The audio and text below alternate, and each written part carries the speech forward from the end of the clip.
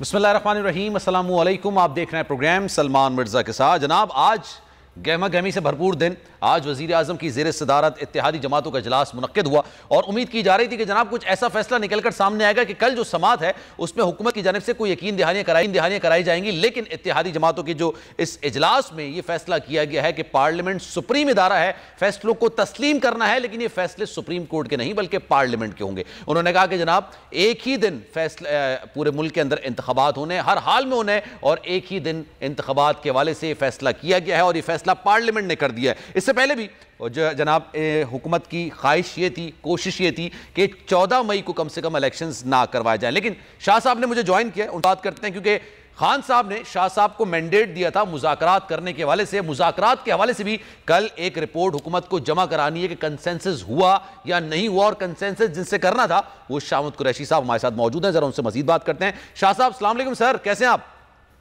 जी वालेकुम सलाम सर, अभी जब मैं आपसे बात कर रहा हूं 4 बज गए, 26 तारीख है, को बातचीत हुई, नेगोशिएशन हुई? क्योंकि कल तो रिपोर्ट जमा करानी है ना कि आप लोगों से बातचीत हुई है नहीं हुई है। देखिए, पहली बात तो ये है कि उन्होंने कीडीएम की सरकार ने और उनके वुज़रा जो रोस्ट्रम पर आए, मिसाल के तौर पर साद रफीक साहब आए, अयाज सादिक साहब आए, फारूक नाइक साहब आए, कमर जमान कायरा साहब आए, स्पीकर साहबान तशरीफ लाए, उनमें से हमारे साथ पीटीआई की टीम के साथ जिसको इमरान खान ने मैंडेट दिया था, इन्होंने कोई राब्ता नहीं किया। ये जिसे कहते हैं ना, अशोई होती रही, अमली कदम कोई नहीं उठाया। नंबर एक, क्योंकि इनकी नीयत ही नहीं है मुज़ाकरात की। इन्होंने पहले इंतखाबात से फरार अख्तियार किया और अब मुज़ाकरात से फरार अख्तियार कर चुके। सुप्रीम कोर्ट के फ्लोर पे आकर इन्होंने कहा कि हम चाहते हैं कि मौका दिया जाए कि हम एक दिन पर बैक वक्त पूरे मुल्क में इंतखाबात के लिए पॉलिटिकल कंसेंसस बिल्ड करें। उसका ना राब्ता हुआ, ना मुलाकात हुई, ना बात हुई। और अब जो आपने वजीर आजम का प्रेशर सुना, जो उनकी गुफ्तगू सुनी, इससे लगता है कि ये न इंतखाबात चाहते हैं, न सुप्रीम कोर्ट के फैसले का एहतराम करने का इरादा है, न ये आइन को कोई अहमियत देते हैं। पार्लियामेंट को, सेनेट को ये इस्तेमाल कर रहे हैं बतौर ढाल। इन्हें भी मालूम है, इनके जो वकला, इनकी जो लीगल टीम है, उन्हें वो जानते हैं कि कानूनी तौर पर उनका मौक़िफ़ कमजोर है, लेकिन ये हीले बहाने बना रहे हैं, कौम को गुमराह कर रहे हैं और अपनी मनमानी आइन पर अपना फैसला मुसल्लत करना चाहते हैं। वो ये कहना चाह रहे हैं कि हम आइन से पाला है। देखिए, ये सोच है आमिराना सोच, जमहूरी सोच नहीं है, कानूनी सोच नहीं है। ये है जो एक आमरीत की सोच की दुरुस्त हो गई सर। लेकिन राना सनाउल्लाह का बयान आपने सुना होगा सर, वो ये कहते हैं कि आप लोग राह फरार इख्तियार कर रहे हैं मुज़ाकरात से। ये राना साहब ने कहा। राना सनाउल्लाह साहब। कौन? आप लोग सर, आप लोग मुझे बताइए, मुझे उसका कोई एक इशारा, कोई जगह बताए ना जहां इन्होंने फैसला किया हो, दावत दी हो, बैठने का कहा हो और हमने इनकार किया हो। गलत बात कर रहे हैं। देखिए, लोगों की आंखों में आप धूल झोंके तो लोग हकायक और सच्चाई आखिर बार आ जाएगी। सही, दुरुस्त है सर। ये कभी इनकार नहीं किया और ये इसरार कर रहे हैं कि हमने आइन शिकली करनी है। अच्छा सर, ये कल अयाज सादिक और ख्वाजा साद रफीक साहब गए थे, गैर रस्मी तो बातचीत हुई थी, वो जाहिर सी बात है परवेज खटक साहब की जो एहलियां हैं उनकी ताज़ियत के लिए वो गए वहां पर, लेकिन नहीं, उसको गैर रस्मी गुफ्तगू नहीं कहते। ठीक है, वो ताज़ियत के लिए गए थे। मैं भी गया था, मुझे परवेज साहब ने सारी मुलाकात का हाल दिया और उनने कहा कि मैंने परवेज खटक ने कहा कि मैंने इनसे कहा कि पार्टी ने मैंडेट दिया है शाह महमूद कुरैशी को, आप उनसे राब्ता कीजिए। असद कैसर साहब ने कहा कि मैंने को कहा उनसे राब्ता कीजिए, मुझसे राब्ता नहीं करते। अच्छा, कुछ लोगों का ख्याल है कि वो असद कैसर साहब से बात करने में ज्यादा कंफर्टेबल है, आपसे नहीं है। वो मुझे समझ नहीं आया इस बात को, ऐसा है जी? वो आपसे ज्यादा असद कैसर साहब से मुज़ाकरात और बातचीत करने में कंफर्टेबल है, आपसे नहीं है, ऐसा सुनने में आया आपको?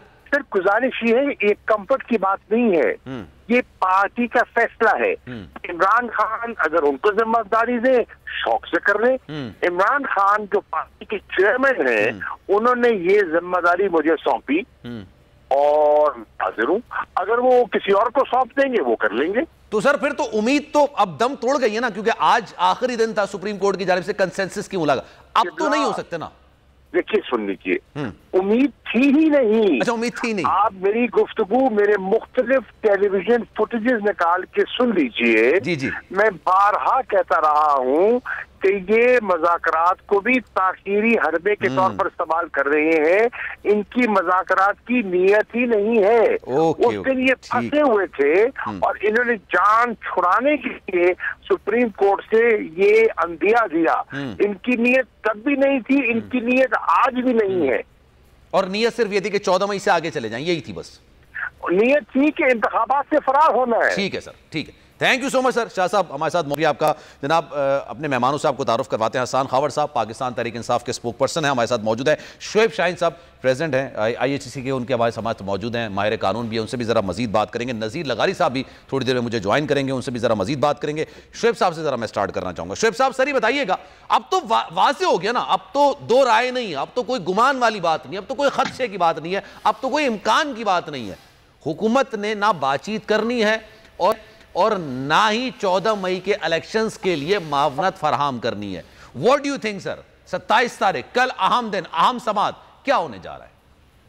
देखिए, पहली बात तो यह है कि मैंने पहले तमाम टीवी टॉक शोज पे भी बताया था, ये जो सबसे पहले रिपोर्ट मांगी थी सुप्रीम कोर्ट ने, जिस दिन इलेक्शन कमीशन ने रिपोर्ट जमा कराई और मिनिस्ट्री ऑफ डिफेंस की भी रिपोर्ट आई थी पिछले दिनों में से, सही है, तो उस दिन अटॉर्नी जनरल ने ये बात की कि जी हमने मुज़ाकरात के जरिए इंगेज किया है पॉलिटिकल पार्टी को और हम बातचीत के जरिए इसका पॉलिटिकल सॉल्यूशन चाहते हैं। That was an offer given by the attorney general for Pakistan. सही है।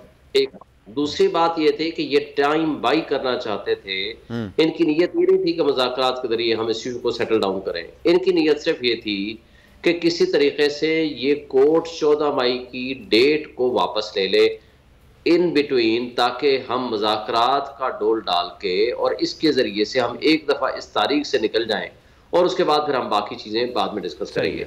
और कोर्ट ने कहा आपकी सारी बातें दुरुस्त, सबको बुला लिया, नोटिस भी कर दिए, ये लोग आ भी गए और मुज़ाकरात भी हो गए, जी मुज़ाकरात होंगे। लेकिन क्वेश्चन ये आया कि इन्होंने बहुत कहा कि जी 14 मई की डेट को चेंज कर दें। कोर्ट ने कहा कि नहीं, until and unless the matter is finalized and settled by the party, और हमारे पास लिख के ले आए और फिर हम उस पर कोई अकोमोडेट करने को तैयार होंगे। बट टिल देन आप ये अगर हमसे तस्वुर कर लें कि हम अपने सारे ऑर्डर्स विथड्रॉ कर लें, दैट इज नॉट पॉसिबल। उन्होंने फिर वो इनकी एप्लीकेशंस भी जो इलेक्शन कमीशन की थी और डिफेंस की थी खारिज की थी और उसमें भी नोटिस किया था और साथ उन्होंने ये डायरेक्शन दी थी कि 27 तारीख तक तमाम फंड और फैसिलिटीज दे दी जाए। और जो खबर साहब की जो पिटीशन आई थी और उसके ऊपर उन्होंने भी नोटिस कर दिया था कि ठीक है जी, राजुल हक साहब ने अगर ये बेड़ा उठाया है पार्टीज तो ठीक है, हम उस पर फैसिलिटेट भी करते हैं और हम उस पर आपकी बात सुनने को भी तैयार है। सही है। अब इन्होंने जो कुछ तर्ज अमल अडॉप्ट किया है और कल तक जो भी ये रिपोर्ट देते हैं, क्योंकि कोर्ट का वो जो फाइनल एडजुडिकेशन है 14 मई वाली वो बाकी है। वो जो डायरेक्शंस हैं कि आप इनको फंड्स भी दें, उनको फैसिलिटेट करें, नफरी भी दें, तो वो ऑर्डर्स भी अभी बाकी हैं। अब अगर जो पार्टी जो कि ज़ाहिर फेडरल गवर्नमेंट है, जिसके सरबराह चीफ एग्जीक्यूटिव यानी प्राइम मिनिस्टर हैं शहबाज शरीफ साहब, उनकी जो कैबिनेट के चीता मेंबरान हैं, जिनकी ये जिम्मेदारी थी कि जिन्होंने ये फैसिलिटेट करना था, और इवन अदरवाइज आर्टिकल 220 की मुताबिक भी वो सारे पाबंद हैं इलेक्शन कमीशन को फैसिलिटेट करें for the purposes of free and fair elections. और अगर जो नहीं करेगा वो आइन की भी खिलाफ वर्जी करेगा और सुप्रीम कोर्ट की जजमेंट की तो करेगा ही करेगा। कर रहे हैं आइन की खिलाफ वर्जी, आपको पता, मतलब अब तो क्लियर हो गई ना सर। मैं शुएब साहब चाहूंगा कि हम थोड़ा प्रिसाइजली बात करें। ये तो चीज हो गई ना, अब ये आज इत्तेहादी जमातों का इजलास भी हो गया, अब कल पैसे जमा कराने के वाले से भी कोई अभी तक शुनीद नजर नहीं आ रही, कल सिक्योरिटी के हवाले से भी कोई शुनीद नहीं है, मुज़ाकरात के हवाले से भी कोई बातचीत नहीं है। जिनसे मुज़ाकरात करने थे, अभी आपसे पहले मैं उनसे गुफ्तगू करा था, उन्होंने कहा भाई कोई राब्ता ही नहीं किया गया है। अब क्या होगा सर? मेरे साथ दो ऑप्शन है। एक तो सीधी सीधी है कि कल कोर्ट कंटेम्प्ट ऑफ कोर्ट का नोटिस जारी कर दे, जिसका ज्यादा इम्कान है। दूसरा ऑप्शन ये है कि और परसों की डेट रख लें। दूसरा ऑप्शन ये है फौरी तौर पर कि ये जाकर फिर मिन्नत समाजत करें कोर्ट और जनरल के जरिए कि जनाब हम तो मुज़ाकरात की कोशिश की है, फुला से हमने राब्ता किया है, लेकिन अभी हमारा राब्ते मुकम्मल नहीं हो पा सके क्योंकि हमारी बीच में छुट्टियां आ गई थी। ये दोबारा टाइम बाई करने की कोशिश करेंगे ताकि इस तरह की गुफ्तगू कर और सके। अगर ये मौकिफ तो आ गया शोएब साहब, इसमें भी आप बयान करें कि फिर सामने की तरफ से सुप्रीम कोर्ट की तरफ से क्या होगा? क्या वाकई में उनको 1-2 दिन मजीद मोहलत दी जाएगी? कागज नहीं, अभी आपको लास्ट मोहलत थी 27 तारीख, आपने बातचीत नहीं की, it's up to you. Eid पे दुनिया जहां के लोग मिलते हैं, मुज़ाकरात भी होते हैं, बातचीत भी होती है। पाकिस्तान में तो पिछले साल रमजान में हुकूमत चली गई थी, नई हुकूमत आ गई थी। जी बिल्कुल ठीक कह रहे हैं आप मिर्जा साहब। ये बात भी कोर्ट ने उस दिन ये कही थी क्योंकि 21 से छुट्टियां थी, ये 20 तारीख को केस लगा था और 20 को भी उन्होंने कहा था कि 4 बजे तक हमारे पास फाइनल आप रिपोर्ट ला करके जमा कराएं। 4 बजे जाकर उन्होंने कहा जी चूंकि छुट्टियां हैं और बहुत सारे लोग हमारे अवेलेबल नहीं है, कुछ शहर से बाहर है, मुल्क से बाहर है, तो इसलिए हमें ईद के बाद की फौरी बाद की डेट दे दें। उन्होंने बल्कि ये कहा था कि 26 तारीख ऑलरेडी फिक्स है हमारी मुज़ाकरात के हवाले से और हम इसको कंक्लूड करके 27 को आपको रिपोर्ट देंगे। मेरा ख्याल है कि ये 5 दिन नहीं 6 दिन का जो टाइम दिया था कोर्ट ने, it was more than sufficient. और चूंकि ये मैटर है तो मेरा नहीं ख्याल कि कोर्ट फर्दर इनको टाइम देगी। सर मैं आपकी तरफ वापस आता हूं, वापस आ रहा मैं आपकी तरफ आता हूं। दीगर मेहमान भी हमारे साथ मौजूद हैं। नज़ीर लगारी साहब ने भी मीनवाइल मुझे ज्वाइन कर लिया, उनकी तरफ भी जाएंगे। हसन खावर साहब, सर क्या फिर बाहर निकलने का इरादा है? रोड पर एहतजाज करेंगे? क्या करेंगे? 14 मई को इंतखाबात होते हुए नजर आ रहे हैं। दूसरी तरफ से जो क्लैरिटी थी ना, अब वो बिल्कुल खुल गई है। मतलब उन्होंने कहा कि हमने नहीं करने मुज़ाकरात भी, हमने बातचीत भी नहीं करनी, बातचीत का टाइम भी था, वो भी तमाम चीजें खत्म हो गई। तमाम मामला, ना सिक्योरिटी, ना पैसे, ना ये ना वो। अब आपके पास क्या ऑप्शन है? देखिए, किसी भी सियासी जमात के पास 2 ही ऑप्शन होती हैं, या वो अदालत का दरवाजा खटखटाती है या वो एहतजाज करती है। ये कोई खुदा ना खास्ता को मलेशिया तो है नहीं कि इधर कुछ और हो जाएगा। तो यही 2 चीजें हैं। अदालत जो है मेरे ख्याल में उसके सामने अब शवाहिद बड़े वाज़ेह हैं। हुकूमत मुज़ाकरात से भाग रही है। मेरे ख्याल में जो मुझे नजर आ रहा है ये तो कंटेम्प्ट की तरफ ही जा रहा है मामला, और इसमें वज़ीर आज़म के साथ 1-2 लोग डिस्क्वालीफाई हो जाएंगे। और ये भी हो सकता है कि उसमें हुकूमत के चंद हल्कों का इंटरेस्ट भी हो कि इनको डिस्क्वालीफाई करा लें और उसके बाद देखी जाएगी। देखिए, इसमें कोई वे आउट और है नहीं है, लेकिन एहतजाज के लिए तो तैयार हैं हम। पाकिस्तान की सबसे बड़ी सियासी जमात है पाकिस्तान तहरीक इंसाफ, लोग चार्ज हैं। लोगों से आप अगर वोट का हक ले लेंगे तो लोगों के पास पीछे क्या रह जाएगा? आप मुझे बताएं, इस वक्त जो है महंगाई का आलम आप देख लें, लोगों की इकोनॉमिक हार्डशिप देख लें, बिजली गैस के बिल देख लें, पेट्रोल के रेट देख लें। ऐसे में क्या उम्मीद की किरण है? यही है ना कि आप आइन के मुताबिक इलेक्शन कराएंगे, लोगों की भड़ास निकलेगी, लोगों की उम्मीद बंधेगी कि जो हुकूमत आई है आपको हालात बेहतरी की तरफ जाएंगे। तो अगर आप लोगों से वोट का हक भी ले लेंगे और ये जो एक अनपॉपुलर हुकूमत है जो कि गैर आईनी भी हो जाएगी, आपको पिछले 6-8 महीने से तो समझ आ गई होगी ना, ये जो हम बात कर रहे हैं कि महंगाई वाली बात, या क्योंकि एक थ्योरी ये भी है कि जो पाकिस्तान के अंदर एक हुकूमत का टेन्योर होता है, चले हुकूमत तो नहीं कह सकते आप, एक वजीर आजम का जो टेन्योर होता है 3-3.5 साल होता है, उसके बाद हमने देखा भाई वो तब्दीली हो जाती है। पार्लियामेंट अपनी मुद्दत पूरी करती है 2008 के बाद से। 2008 के बाद से जब पीपल्स पार्टी की हुकूमत आई उसने टेन्योर पूरा किया, फिर नवाज शरीफ साहब की हुकूमत आई, पार्लियामेंट ने अपना टेन्योर पूरा किया, और गालिबन ये भी अपने पार्लियामेंट अपने टेन्योर पूरा करेगी। लेकिन वजीर आजम की जो मुद्दत होती है 3-3.5 साल के करीब होती है। इनको भी शायद ये लगा कि 3-3.5 साल इनको मिल जाएंगे किसी तरीके से, उसके बाद ये इलेक्शंस में जाएंगे। नहीं, देखिए 3-3.5 साल की बात नहीं है। देखिए, मैं आपको एक बात बताऊं, पार्लियामान का मुद्दत पूरा होना या ना होना अहम नहीं है। अहम बात ये थी इससे पहले 2008 से पहले कि जो भी पार्लियामान आई उनको गैर जमहूरी तरीकों से खत्म किया गया, और अब ये हुआ कि 2 दफा जब पार्लियामान आई तो उसने अपनी मुद्दत पूरी की। अगर इसके अंदर भी अगर कोई वज़ीर आज़म जमहूरी तरीके से पार्लियामान को तोड़ना भी चाहता तो कोई हर्ज नहीं थी, वो आइन के मुताबिक होता, उसको आप पहले से कंपेयर नहीं कर सकते। लेकिन ये जो है पार्लियामान की मुद्दत तो 5 साल है ना, ये तो किसी दीवाने का ख्वाब हो सकता है कि जब एक हुकूमत 3.5 साल पूरे कर चुकी है तो नए आने वाली हुकूमत को 3.5 साल मिल जाएंगे। और अगर कोई ये सोच रहा है वो फिर आइन से बाहर ही सोच रहा है ना। वो अभी आइन के अंदर क्या हो रहा है? अभी हो रहा है, वही तो मैं कह रहा हूँ ना। हमारी तो लुगत में भी उसके अल्फाज। सर मैं आपकी तरफ वापस आऊँ सर, बिल्कुल दुरुस्त हो गए। नज़ीर लगारी साहब ने भी मुझे ज्वाइन किया है, हमारे उस्तादों में से, सर उनको भी खुशामदीद कहते हैं। नज़ीर साहब, सर अस्सलाम वालेकुम। जी वालेकुम सलाम। सर क्या होने जा रहा है? वजीर आजम आज़ाद कश्मीर नाअहल हो सकते हैं, शहबाज शरीफ साहब भी हो सकते हैं, आपको लग रहा है? नहीं, मुझे नहीं, एक तो ये कि इसको कंपेयर नहीं किया जा सकता। आज़ाद कश्मीर में अपना आइन है, अपनी सुप्रीम कोर्ट है, अपनी जो भी उनकी जो जुडिशरी सिस्टम है वो बिल्कुल उसके आइन के मुताबिक है। वो आइन जो भी कहता है उस हिसाब से होगा। और उससे पहले जो पाकिस्तान में होता रहा है, जैसे आप कह रहे थे कि ये 3.5 साल तक की मुद्दत होती है, असम्बली तो चलती रहती है, मैं वो भी कहता हूँ कि ये नहीं था। प्राइम मिनिस्टर को हटाने के लिए ये फार्मूला जो है ये ठीक नहीं है कि आप अदालत से कोई भी आर्डर लें और प्राइम मिनिस्टर कहें कि घर जाए, कंटेम्प्ट लगाएं या उन्हें कोई सज़ा सुनाएं। अब तक तो यही हुआ है कि एक वज़ीर आज़म को कंटेम्प्ट की ताब बर्खास्त से अदालत सजा दी गई और कहा गया कि जी आप घर जाएं, और दूसरे वज़ीर आज़म को बाकायदा एक केस में जो है वो इंडक्ट किया गया और फिर उनको सज़ा हुई और फिर उनको वो तो नाअहल ही होगा ना पूरा। तो वो इस तरह से उन्हें किया गया है। मैं ये कहता हूँ कि ये तरीके ईजाद किए थे गैर सियासी अनासर ने, और गैर सियासी अनासर ने किया। और बदकिस्मती ये हुई या खुशकिस्मती ये हुई कि पिछले साल जो तब्दीली आई थी वो आइन के मुताबिक आई थी। इससे पहले जितनी भी तब्दीलियाँ होती रही हैं, जितनी भी लियाकत अली खान से लेकर और जनाब इमरान खान साहब से पहले तक, बल्कि इमरान खान साहब तक ये होता रहा है कि जी वो एक आईनी तरीके। सर एक ब्रेक ले लेते हैं, ब्रेक के बाद वापस आएंगे तो गुफ्तगू का सिलसिला यहीं से आगे बढ़ाएंगे।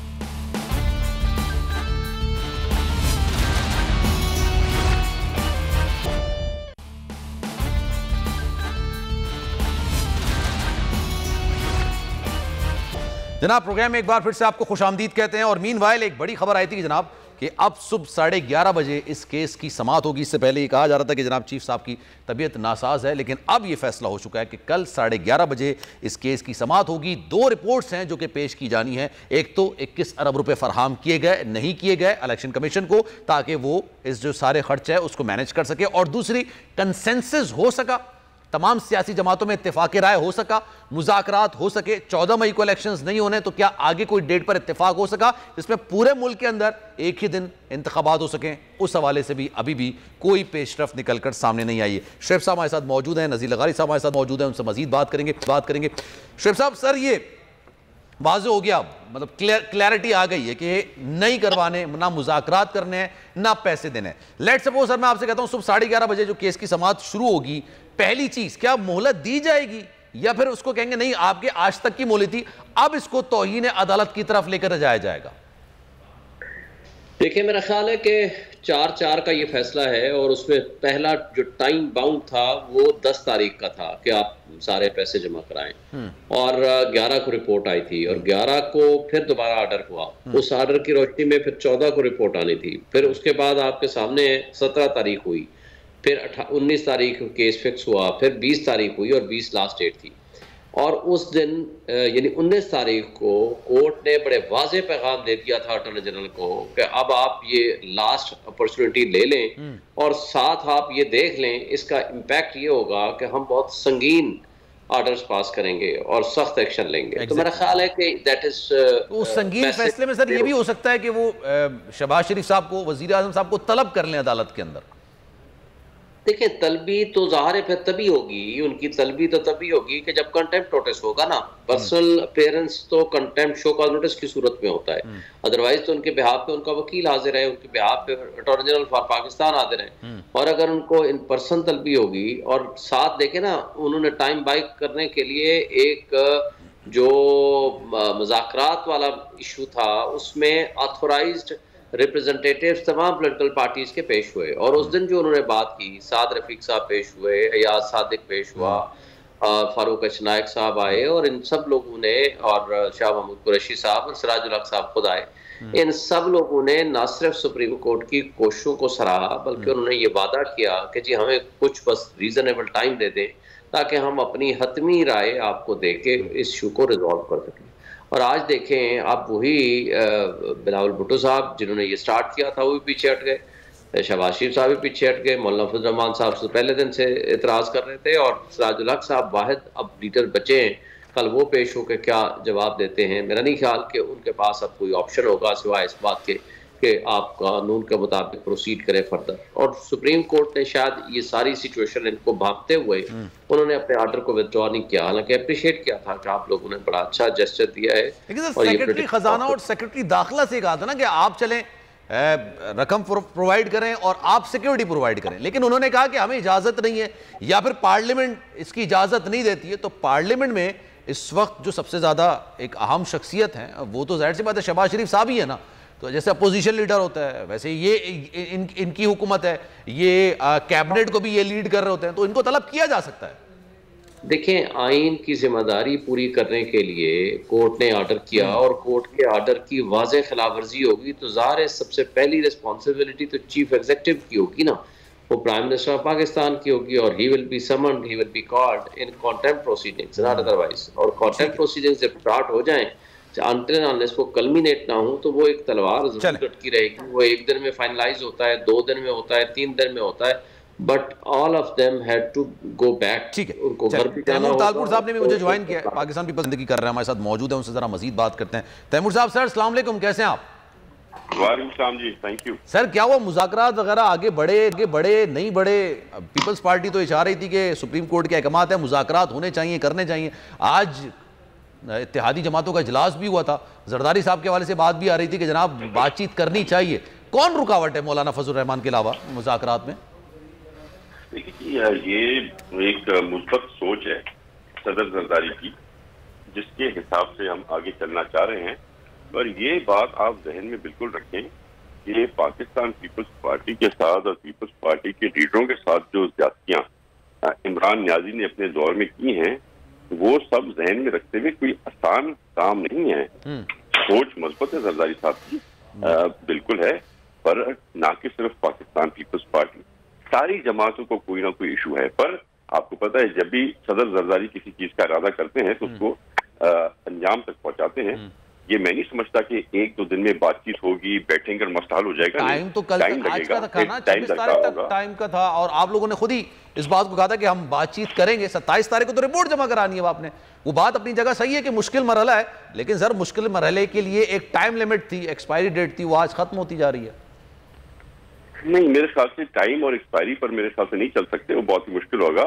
सोच मुस्बत है, बातचीत होगी, इसको हफ्ता लग जाए, 10 दिन लग जाए, महीना लग जाए, क्योंकि सिर्फ बातचीत नहीं करनी, आपको बैठ के महीना तो 14 मई को नहीं है, बड़े बड़े फैसले करने हैं। सर 14 मई को नहीं है, महीना तो 17 दिन रह गए। सर ये भी तो समझे ना बात को, आप महीने की बात कर रहे हैं, वो बात बिल्कुल सही होगी, लेकिन एग्जाम 17 तारीख को है या 14 तारीख को है, आप कह रहे हैं महीने भर की हमने तैयारी करनी है, 14 तारीख को पेपर देना है आपने, ऐसे कैसे हो सकता है? एग्जाम जी मेरे ख्याल से कोई एग्जाम की तारीख नहीं निकली है। आप ऐसे समझेंगे कराची में बरसात होगी और आप यूनिवर्सिटी तक पहुंच नहीं सकते, इसलिए एग्जाम मेरे ख्याल से वैसे भी नहीं हो सकता। जो हकीकत है, जो हालात हैं, जो इकोनॉमिक क्राइसिस है, जो बॉर्डर्स की सिचुएशन है, तो बरसात बहुत सख्त है। और अगर यूनिवर्सिटी कहते हैं बरसात हो, कुछ भी हो, आपने पेपर देने आना है, फिर क्या करेंगे? तो फिर ये जीरो का अंडा बन के लगेगा। मुझे पता नहीं कौन सी जमात पे लगेगा और कौन सी नहीं लगेगा, सारे सिस्टम को खराब कर। अच्छा चले, मुझे एक और बात बताना, एक मैं आपसे बात ये डिस्कस करना चाह रहा था। जरदारी साहब ये कह रहे हैं कि हम हुकूमत का हिस्सा हैं, हुकूमत में नहीं है। सर ये हुकूमत में होने के लिए क्या वजीर आजम का होना लाजमी? आपके खारजा के वजीर आपके हैं, तो फिर आप हुकूमत में कैसे नहीं है? एक कोलिशन का पार्टनर होना और हुकूमत खुद बनाना बहुत बड़ा फर्क है उसमें। सही है। जब हम हुकूमत में होंगे तो हम हर चीज के लिए रिस्पॉन्सिबल हैं, हर एक क्राइसिस हमें फेस करना है, प्राइम मिनिस्टर हमारा होना चाहिए, पूरी कैबिनेट पाकिस्तान पीपल्स पार्टी। सर ये बिलावल भुट्टो जरदारी साहब बैरून मुल्क जाते होंगे, पाकिस्तान को रिप्रेजेंट करते होंगे या पीपल्स पार्टी को रिप्रेजेंट करते होंगे? पाकिस्तान के फॉरेन मिनिस्टर बिल्कुल पाकिस्तान का रिप्रेजेंट करते हैं। फिर वो हुकूमत का हिस्सा हुए ना? रिप्रेजेंट करते हैं तो हुकूमत का हिस्सा हुए, फिर वो नहीं हुए? बिल्कुल हुकूमत, बिल्कुल हुकूमत का हिस्सा कहें, पर हम वन सोल पावर नहीं है हुकूमत का। हम जरूर कोalition पार्टनर हैं, हुकूमत का हिस्सा हमें कह सकते हैं, पर हम जिस दिन प्राइम मिनिस्टर बिलावल भुट्टो होंगे उस दिन मेरे ख्याल से आप ये बात कह सकेंगे हम हुकूमत खुद हैं। और भले शहबाज शरीफ साहब वजीर खारजा हो तो शहबाज शरीफ साहब ये कह सकते हैं कि जनाब हम हुकूमत नहीं है, हुकूमत का हिस्सा है बस। आप शहबाज शरीफ साहब को प्राइम मिनिस्टर से फॉरेन मिनिस्टर बना रहे हैं, ऐसे तो ना करें ना। सर मैं तो आपसे आप लोग भी तो कह रहा ना कि हुकूमत का हिस्सा नहीं है। अच्छा चले, फिर एक और बात, आपने एहतजाज क्यों कैंसिल किया? आप तो कह रहे थे ना एक दिन एहतजाज करने के वाले से, वो एक दिन इंतखाबात के वाले से हम एहतजाज करेंगे, तो फिर क्या हुआ उसका, क्यों कैंसिल किया? हम समझते हैं कि जब बातचीत हो रही है और हम एक टेबल पे बैठ रहे हैं और हमें कुछ ना कुछ एक ओपन स्पेस मिली है बातचीत करने के लिए, मैं चाहूंगा सर आप मेंशन करें। एक सेटअप हुआ है, एक मोटिव हमारा बन गया है कि हम बैठ के बातचीत करें। तो मेरे ख्याल से अगर बातचीत करनी है तो फिर ये हमें हर चीज को डिले करना होगा और कोई मुस्बत चीज इस बातचीत में से निकालनी होगी जिसमें से पाकिस्तान इस क्राइसिस में से। सर बातचीत वैसे अभी तक की इतलात के मुताबिक कोई हुई नहीं है। शाह साहब से बातचीत करनी थी, शाह साहब ने कहा मुझसे किसी ने राब्ता नहीं किया। आप कह रहे हैं बातचीत हुई है, किसकी बात को तस्लीम किया जाए? नहीं, शाह साहब से राब्ता नहीं हुआ, पर उसके अलावा दूसरों से राब्ते हुए हैं। ये खुद ही अपना जो है सो पीटीआई अभी तक ये सोच नहीं सकी कि किसको आगे करना है, किस पर भरोसा। किसी पे खान साहब को होता नहीं है, न्याजी साहब को, तो फुकदान उनकी तरफ से, हमारी तरफ से कोई फुकदान नहीं है। ठीक है जनाब, थैंक यू सो मच। और जाहिर सी बात है, हमने शहबाज शरीफ साहब के लिए आपको एक मिसाल वजीर खारजा का, तो आपने भी बिलावल भुट्टो जरदारी को वजीर आजम के तौर पर कहा है, लेकिन खैर आपकी मर्जी है। वो आप कह रहे हैं कि मुज़ाकरात हो रहे हैं, किससे हो रहे हैं, कहाँ हो रहे हैं, जिनसे मुज़ाकरात होने हैं उन्होंने उस बात को अभी तक तस्लीम नहीं किया है। लगारी साहब, सर मुज़ाकरात हो रहे हैं, नहीं हो रहे हैं, आपको क्या लगा? नहीं, मुज़ाकरात की कोशिशें हो रही हैं ये कोशिश इस सिलसिले में कुछ चीज़ें मुझे भी मालूम थी। एक दफ़ा अच्छा, जो बिलावल भुट्टो जरदारी से 2 दिन पहले वो गए थे डेरा इस्माइल ख़ान, और डेरा इस्माइल ख़ान में उन्होंने वज़ीर मजहबी अमूर की ताज़ियत भी की थी मौलाना फजलुर रहमान साहब से, और उनसे मुज़ाकरात के सिलसिले में भी बातचीत हुई थी कि भाई हमें मुज़ाकरात करने चाहिए और इस तरह मुज़ाकरात के ज़रिए हमें आगे बढ़ना चाहिए। और वो मेरे ख़्याल में किसी न किसी हद तक हो सकता है कि पार्टियों के कुछ लोग पार्टियों के दीगर पार्टियों के लोगों के साथ किसी न किसी हद तक राब्ते में हों। ये जो कह रहे हैं तैमूर टालपुर साहब, ये भी बिल्कुल मुमकिन है कि कुछ पीपल्स पार्टी के और पीटीआई के लोगों के राब्ते हुए हों। ये भी हो सकता है कि नून लीग के और पीपल्स पार्टी के ऑफिशियल राब्ते हुए एक दूसरे के साथ। लेकिन काबीना ने जो फैसला किया, ज़ाहिर है काबीना बिल्कुल अलग है। पार्टियां हैं, उसके अंदर इत्तेहादी पार्टियां हैं, बहुत सी पार्टियां, बहुत सी पार्टियां जो हैं वो बैठी हुई हैं। उनमें से किस किस से राब्ता हुआ, अच्छा वो पार्टियां पहले एक तरफ एक प्लेटफार्म पर तय कर लें सारी कि जी हाँ मुज़ाकरा की तरफ जाना है। पहले तो एक दूसरे को राज़ी करने में लगे हुए हैं। मेरे ख्याल में जरदारी साहब ने अपना इंटेंशन दे दिया था, बल्कि मुज़ाकरात की पेशकश की थी, और उन्होंने कहा था कि मुज़ाकरात की तरफ, उन्होंने शहबाज शरीफ साहब को भी मशवरा दिया था कि मुज़ाकरात की तरफ जाना चाहिए। और हो सकता है कि वो अब किसी न किसी सतह पर लोगों को कायल कर रहे हो दूसरी पार्टियों के, भाई हमें मुज़ाकरात की तरफ जाना चाहिए। अब जाहिर है ये तो इतने दिनों में जो कोर्ट ने दिन मुकर्रर कर दिए थे तो उस तरह तो नहीं हुआ है। एग्जैक्टली पहली बात यह है कि जो आईनी जरूरत थी वो आईनी जरूरत। सर मैं आपकी तरफ वापस आता हूं। अच्छा, एक अंदर की खबर है कि नून लीग की वोट बैंक बढ़ाने की कोशिशें, इत्तेहादी हुकूमत की डूबती सियासी कश्ती को पार लगाने की नई कोशिश सामने आई है। सरकारी मुलाजमीन की तनख्वाह में 30% तक इजाफे का इम्कान जाहिर किया जा रहा है। इंतखाबात करीब आते ही आवाम को रिलीफ देकर वोट बैंक बढ़ाना और मईशत को खाई में धकेलना नून लीग का पुराना वतीरा है। इत्तेहादी हुकूमत ने इक़्तिदार संभालते ही शहरियों पर महंगाई का बम गिराया। महज एक साल में पेट्रोलियम मसनूआत, अशिया ज़रूरिया की कीमतों में कई बार इजाफा हुआ। डॉलर रुपए के हिसाब से काफ़ी ज़्यादा बढ़ता चला गया और कारोबार तबाह होते चले गए। लेकिन तब इत्तेहादी हुकूमत को आवाम को रिलीफ देना याद नहीं आया। अब जब इलेक्शन सर पर हैं तो पहले जानलेवा मुफ्त आटा स्कीम शुरू की गई। चंद दिन पहले पेट्रोल रिलीफ पैकेज भी मंजर आम पर आ चुका था, जिस पर IMF की जानिब से भी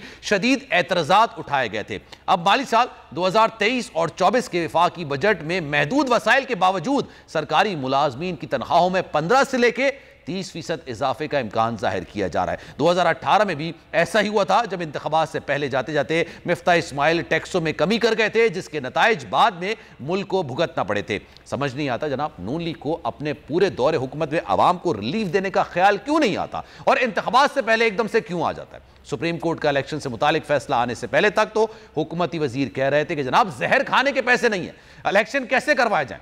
और अब मुफ्त आटा स्कीम, पेट्रोल की सब्सिडी और सरकारी मुलाजमीन की तनख्वाहों में 30% इजाफे के लिए जनाब पैसा कहां से आएगा। लगारी साहब हमारे साथ मौजूद हैं। लगारी, 2018 तो मुझे याद है, 2018 में जब इलेक्शंस पर जा रहे थे उससे पहले बजट पेश किया गया था और बजट में ऐसा लग रहा था कि पाकिस्तान के अंदर वसाइल ठीक ठाक किस्म के मौजूद हैं, और अब एक बार फिर से कोशिश की जा रही है। ये नून लीग का वतीरा है। वैसे ये नून लीग तो कुछ भी करती है, लेकिन एक बात तो तय है, जो तनख्वाह पेशा लोग हैं उनके चूल्हे जो हैं वो ठंडे हो चुकी हैं, और लोगों के इस वक्त जो वसाइल हैं और डॉलर जिस तरह महंगा हुआ है, जिस तरह से महंगाई का एक सैलाब आया है, लोगों के पास जीने के इम्कानात बहुत महदूद होते जा रहे हैं। और फिर ये कि ये वसाइल आएँ कहाँ से, मेरा ख्याल है, अंदाज़ा है, क्योंकि हमारा बड़ा चंक होता है कि जी डेवलपमेंट के उसमें से कुछ कट करके वो इस तरफ डालें। और दूसरी बात यह है कि जहाँ इन्हें पहुँचना चाहिए वहाँ नहीं पहुँचते हैं। बड़े लोगों के लिए बड़ी सब्सिडीज़ होती हैं, आम आदमी के लिए सब्सिडी है तो जो चीनी वालों को दी जाती है वो, जो चीनी ख़रीदने पर दी जाती है वो, जो चीनी बाहर भेजने के लिए दी जाती है सब्सिडी वो, और जो चीनी मंगवाने के लिए होती है सब्सिडी वो, और ये सारा कुछ बड़े लोगों के लिए तो होता है, लेकिन आम आदमी को लिए, सरकारी मुलाजिम को कुछ नहीं मिलता है। अगर ये हुकूमत मेहरबानी करके सरकारी मुलाजमीन के लिए कुछ कर रही है और अगर बड़े लोगों के, बड़े सेठों के फ़ायदे में से कुछ करके लोगों को दे रही है तो चलो भी ठीक है, कुछ बहाने लोगों को तो मिले और एक अच्छा इजाफा है। अगर लोगों को ये फ़ायदा होता है तो उसको होना चाहिए। मेरा ख्याल ये है कि इससे भी लोगों के अश्कशोई नहीं होंगे, लोगों के मसाइल हल नहीं होंगे, लोगों की परेशानियाँ कम नहीं होंगी, इसलिए कि तनख्वाहदार तबका जो है वो कहाँ तक, जो महंगाई की सूरत हाल है वो तो इंसान की पहुंच से बाहर हो चुकी है। आपकी आबादी का एक बड़ा हिस्सा अमलन जो है उससे गुर्बत की लकीर से बहुत नीचे जा चुका है और बड़ा तो कुव्वत खरीद बिल्कुल अवाम की खत्म हो चुकी है और अवाम की बात हमें करनी चाहिए। हमारा एक सेगमेंट है अवाम क्या कहती है, और इसमें हमने सवाल किया अवाम से कि जनाब 14 मई को इलेक्शंस होंगे नहीं होंगे, सुप्रीम कोर्ट ने जिस तरह से कहा है, तो अवाम की क्या राय थी, आप जरा सुन लीजिए। इंतखाबात जो है वो मुनक्कद करवाना निगरान हुकूमत की अव्वलीन जिम्मेदारी है। 14 मई को इंशाल्लाह ताला इलेक्शन होंगे, अगर ये इलेक्शन नहीं कराते तो कानून की वायलेशन है। 14 मई को बिल्कुल इलेक्शन होने चाहिए, पीटीआई इलेक्शन के लिए तैयार है। हम लोग तो चाहते हैं कि इलेक्शन हो ताकि दूध का दूध और पानी का पानी हो जाए। जो मेहनत की हुई है पाकिस्तान तहरीक इंसाफ के वर्कर ने, उसे भी पता चले कि भाई हम लोगों ने अब जो है ना वो कौन सा स्टेप आगे लेना है। आईनी तकाजा भी है और सुप्रीम कोर्ट ने हुक्म भी दिया है कि 14 मई को पंजाब में इलेक्शन हो जाए, इलेक्शन कराने का हुक्म दिया है। लेकिन जिस तरह की इम्पोर्टेड हुकूमत की हरकतें है तो नज़र नहीं आ रहा है कि इलेक्शन होंगे।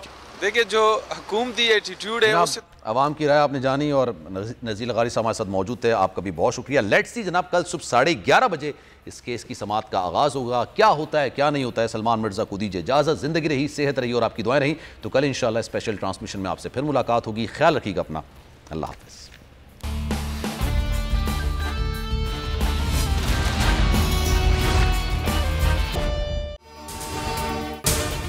अगर आपको ये वीडियो पसंद आई है तो सब्सक्राइब कीजिए और बेल आइकॉन को प्रेस कीजिए। हवाए नफ्स की है हुक्मरानी, लुटेरा कर रहा है पासबानी। बोल न्यूज के मार्केटिंग हेड आकाश राम ताहाल लापता, तफ्तीशी इदारे जवाब देने से कासिर। अहले खाना परेशान, बेटे की जुदाई में माँ गम से निढाल। जो बच्चों हिंदू पर आए थे जो को पाकिस्तानी, मुझे मेहरबानी करे पंहिंजो आकाश वापस कयो। हुकूमत से बेकसूर और मुहिब्बे वतन बेटे की बाजियाबी के लिए फरियाद। आकाश राम के अगवा के खिलाफ अहले खाना की जानिब से सुप्रीम कोर्ट में दरख्वास्त दायर। सुप्रीम कोर्ट के चीफ जस्टिस उमर अता बंदिया से आकाश राम के अहले खाना की जल्द समाअत की इस्तदा। मुश्किल की इस घड़ी में आलमी मीडिया ने भी उठाई आवाज। CNN, आज तक, इंडिया टुडे, टाइम्स नाउ समेत आलमी मीडिया ने आकाश राम के अगवा के खिलाफ दिया बोल का साथ। उफ क्या जुल्म है, बोल इंसाफ का मुंतजिर। सब्सक्राइब करें और बेल दबाएं ताकि कोई खबर रह न जाए।